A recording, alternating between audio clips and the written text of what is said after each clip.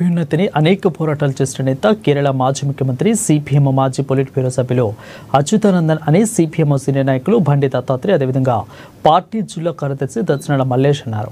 మంగళవారం ఆయన సంస్కరణ సభను సిపిఎం జిల్లా పార్టీ కార్యాలయం సుందరం భవన్లో జరిపారు.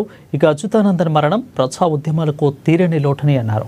పేదరికం కుటుంబం నుంచి వచ్చిన ఆయన అచ్యుతానందన్ పేదరిక నిర్మూలన కోసం పోరాడారని తెలిపారు. కేరళ రాష్ట్రానికి ముఖ్యమంత్రిగా పనిచేసిన కాలంలో పేదరిక నిర్మూలనకు పూనుకున్నారని అన్నారు. కేరళ రాష్ట్రాన్ని దేశంలోనే ఆధునిక రాష్ట్ర స్థాయికి తీసుకెళ్లారని తెలిపారు.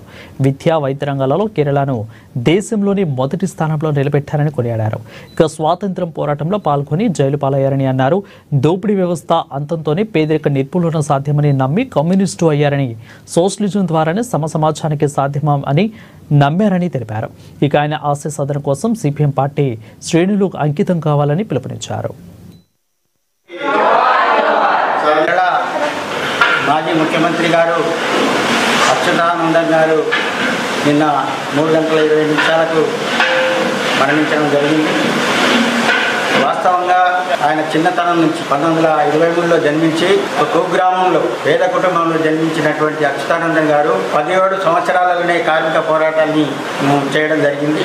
ఆ తర్వాత ఆయన ఉద్యమంలో ఉంటూ ఆ విధంగా ఆయన జీవిత కాలం అంతా కూడా 102 సంవత్సరాలు జీవించడం జరిగింది.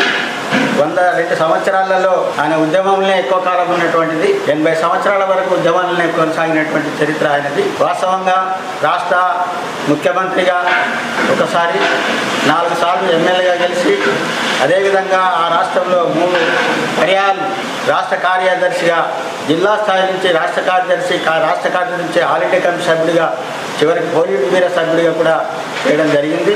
ఎందుకంటే ఆయన చరిత్ర అనేటువంటిది పేద అట్టడుగు ప్రజలలో పనిచేసినటువంటి వ్యక్తి. ఆయన పోరాటం అంతా కూడా చివరి వరకు కూడా కార్మిక వర్గం, రైతులు, వ్యవసాయ కార్మిక కుటుంబాలని ఆ రకంగా పోరాటం నిర్వహించినటువంటి చరిత్ర అచ్యుతానందంది. ఆయన మరణం పార్టీకి తీరని లోటు. అందుకని ఆయనని మనం స్మరిస్తూ వాళ్ళ కుటుంబాలకు కూడా సంతాపం తెలియజేస్తూ ఈరోజు ఈ సంతాప సభ అనేటువంటి